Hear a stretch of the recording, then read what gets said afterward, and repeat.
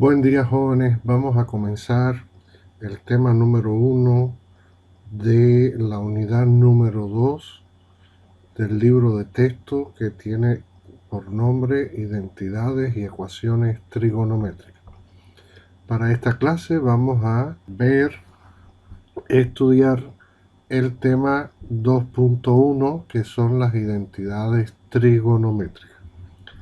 Para comenzar con este tema, vamos a recordar qué cosa es una identidad antes de entrar en las identidades trigonométricas. O sea, vamos a aclarar todos el concepto de identidad. Acuérdense bien que una identidad no es otra cosa que una igualdad.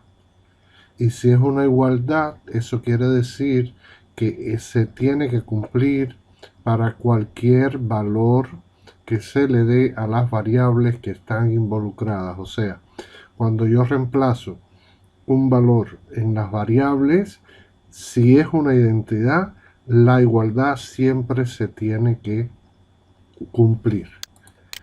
Aquí tenemos un ejemplo de una identidad que no es trigonométrica, es una identidad de segundo grado, como lo estamos viendo aquí en el ejemplo. Fíjense ustedes que tenemos del lado izquierdo el signo de igual que x más 1 al cuadrado, o sea, un binomio al cuadrado. Y al lado derecho tenemos un trinomio cuadrado perfecto. Para cualquier valor que yo le dé a la x, en ambos lados el signo de igual que, los resultados que me van a dar a ambos lados tienen que ser el mismo. Y cuando eso pasa, se dice que estamos en presencia de una igualdad o de una identidad. Perfecto. Ahora bien, ¿qué cosas son las identidades trigonométricas? Bueno, las identidades trigonométricas también cumplen con el mismo concepto de identidad. Es una igualdad, solo que lo que va a tener a ambos lados el signo de igual, pues van a ser funciones trigonométricas. Ya sabemos que las funciones trigonométricas son 6. Seno de x, coseno de x, tangente de x, secante de x, cosecante de x y cotangente de x. Entonces lo que vamos a tener a ambos lados del signo de igual que van a ser funciones trigonométricas.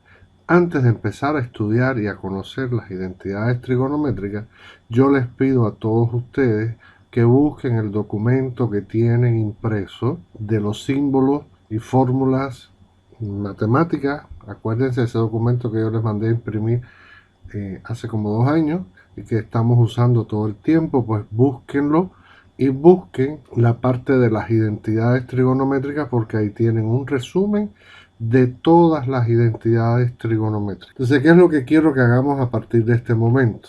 Que vayamos viendo, yo las voy a ir explicando una por una y ustedes vayan viendo en ese documento, o se hace en otro documento como les guste más a ustedes. Lo que sí es importante que las identidades trigonométricas las tengan a mano todo el tiempo, porque sin ellas no vamos a poder resolver ningún ejercicio. Estas identidades no hay que saberlas de memoria. En los exámenes yo se las voy a dar todo el tiempo. Lo que sí hay que saber es cómo usarlas para resolver cualquier ejercicio o problema.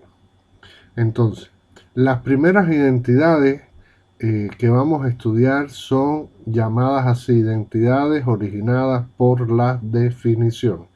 Y estas identidades ya como que las conocemos desde el año pasado, cuando nosotros empezamos a estudiar las razones trigonométricas. Recordemos que habíamos dicho que la tangente de x no era otra cosa que el cateto opuesto sobre el cateto adyacente.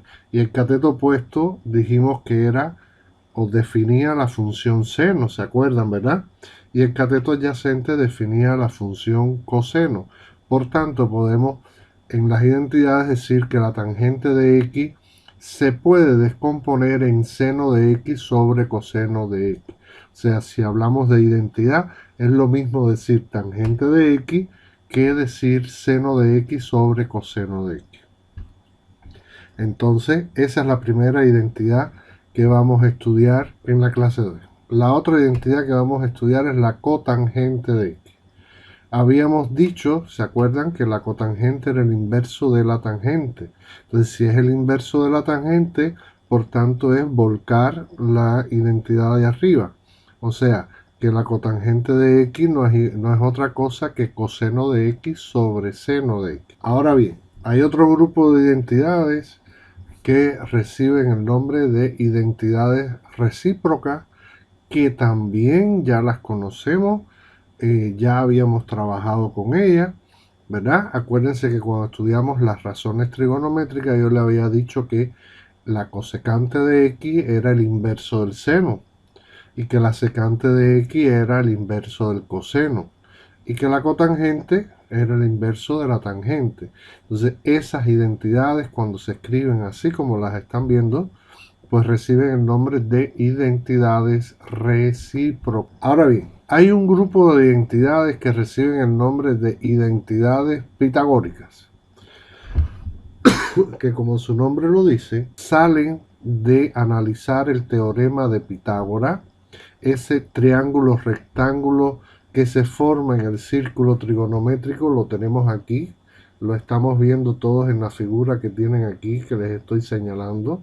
Acuérdense el triángulo rectángulo que se forma dentro del círculo trigonométrico al mover el punto sobre el círculo.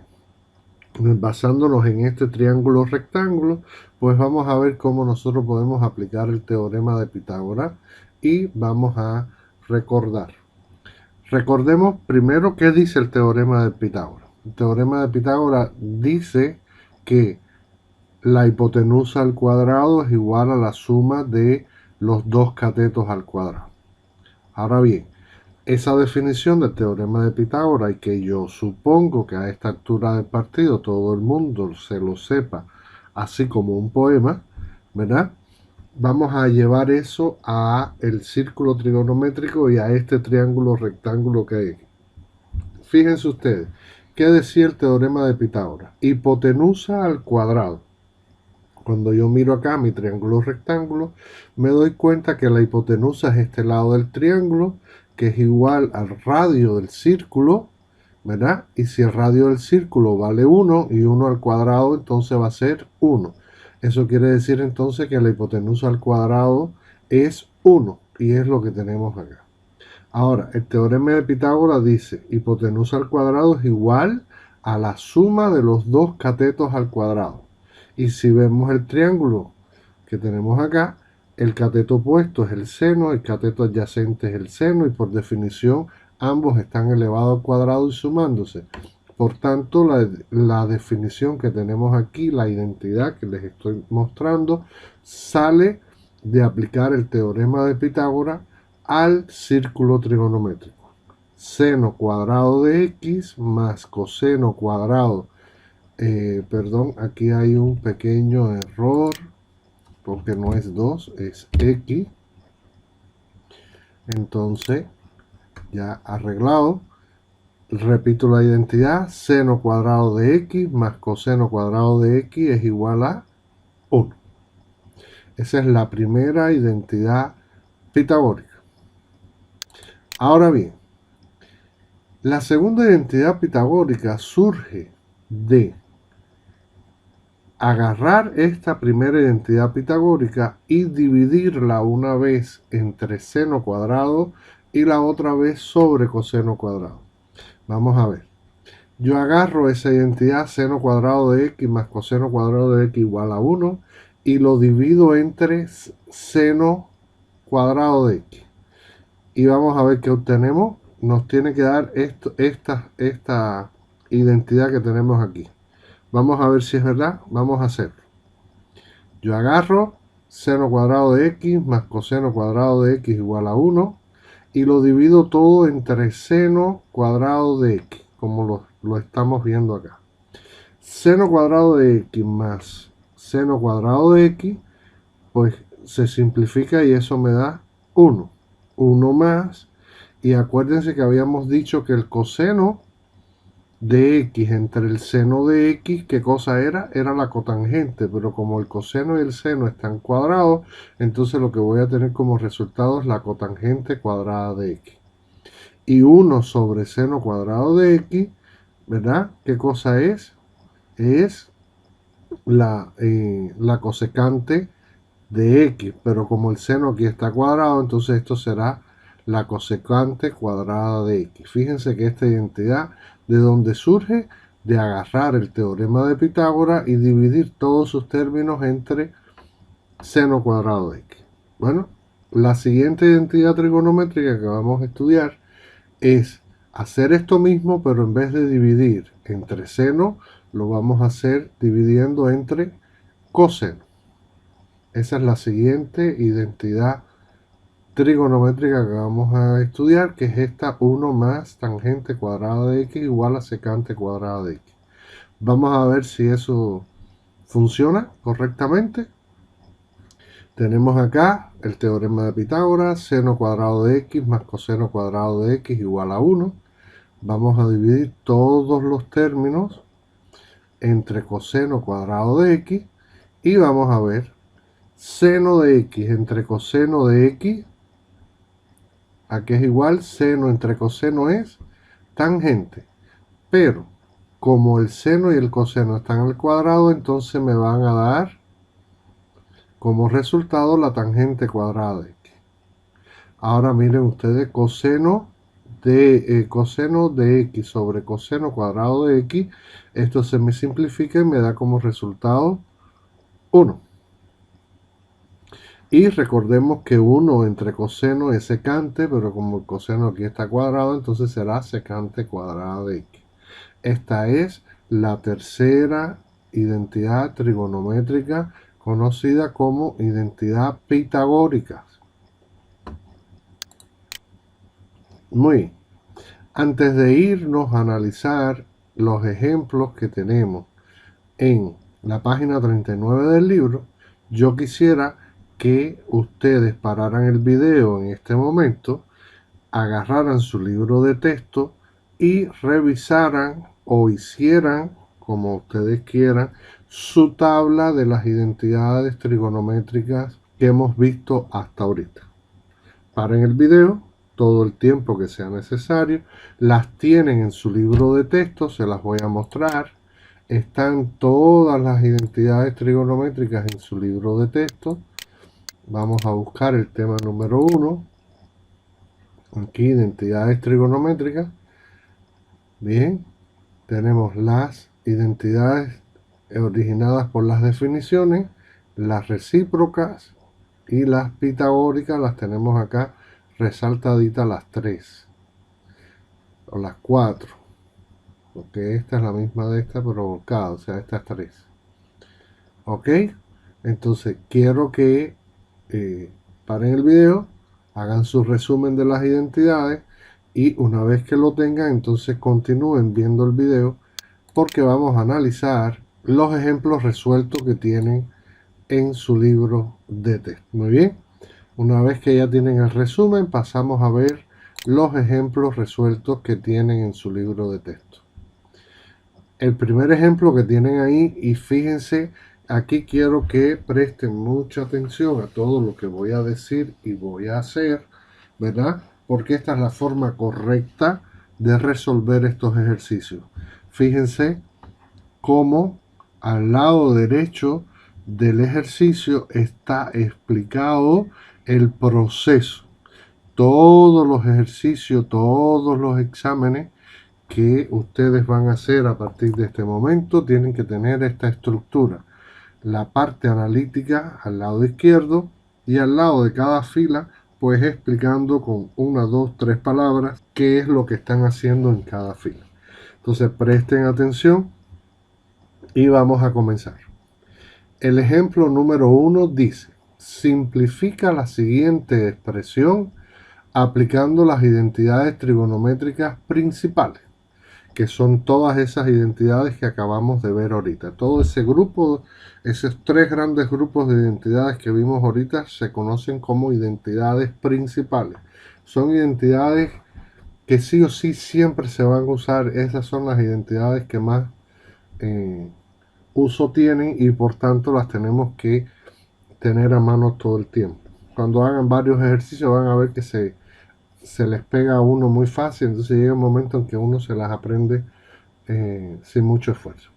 Vamos a analizar entonces este ejercicio. El ejercicio que me dan es este: tangente cuadrada de x menos secante cuadrada de x. Y me dicen que yo simplifique esa expresión. Entonces, ¿qué es lo que vamos a hacer? Todas las expresiones que nosotros tengamos que no están escritas en senos y cosenos, pues lo vamos a llevar, lo vamos a transformar en senos y cosenos.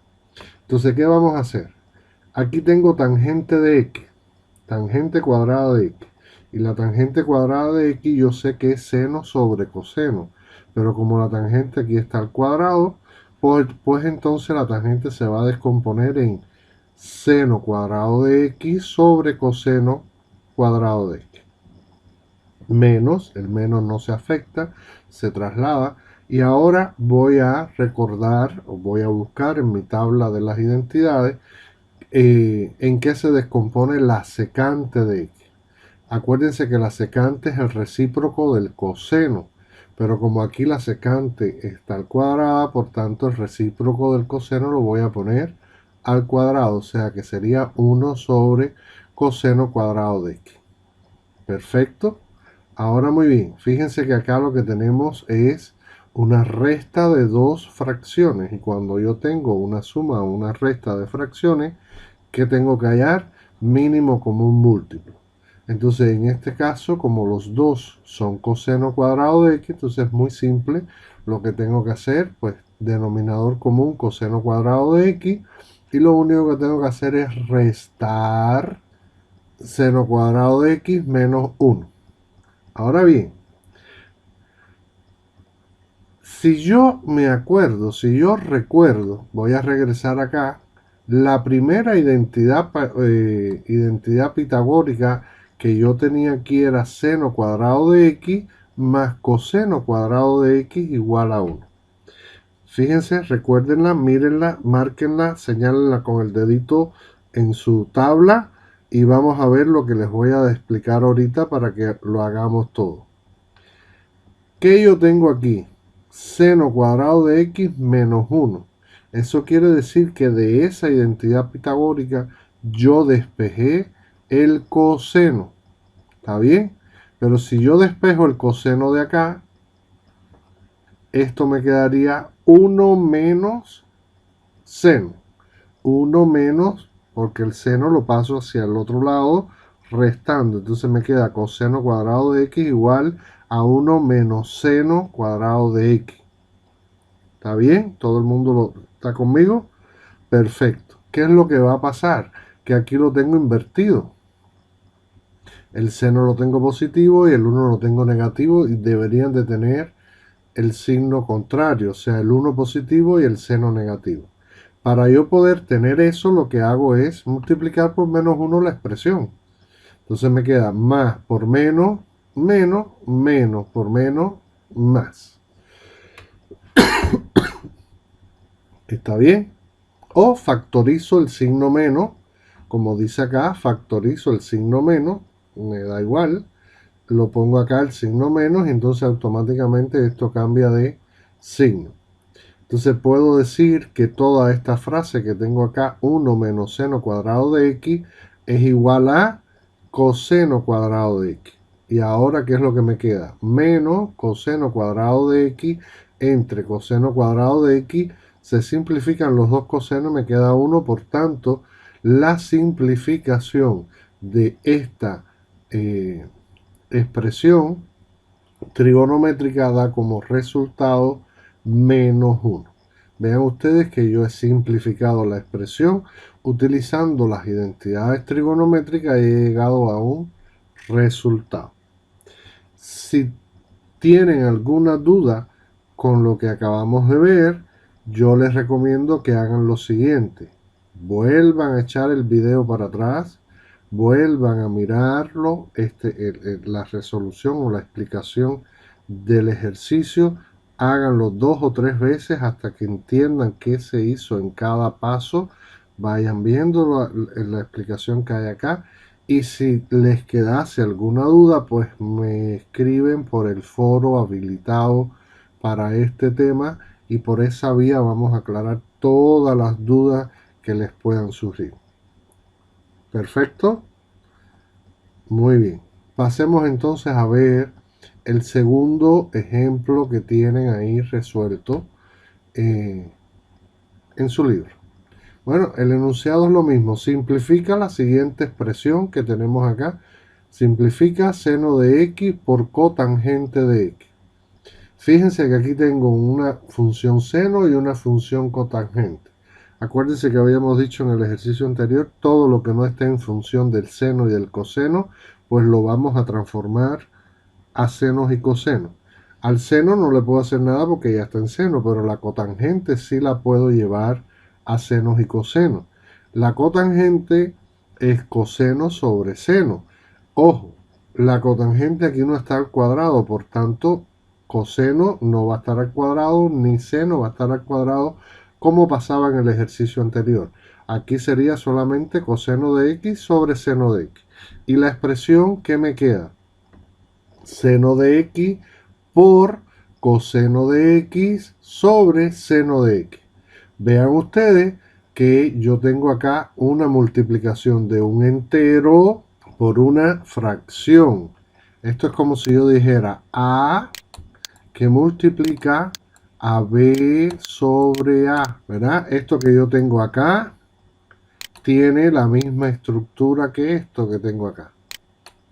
Entonces vean ustedes que al ser una multiplicación, la a yo la puedo simplificar con esta a. Por tanto, aquí yo puedo simplificar el seno de x y el seno de x. Y por tanto, ¿qué es lo que me va a quedar como respuesta final?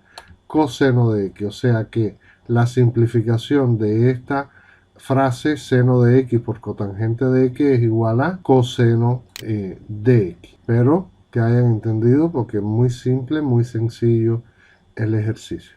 Muy bien. La tarea de la clase de hoy pues son las actividades 1, 3, 4, 5, 6, 7 y 8 que tienen a continuación en su libro de texto. Ahora, para responder estas actividades, pues vamos a seguir estas instrucciones para responder estas actividades. La primera instrucción dice que estos ejercicios se realizan con el mismo procedimiento utilizado en los problemas resueltos 1 y 2.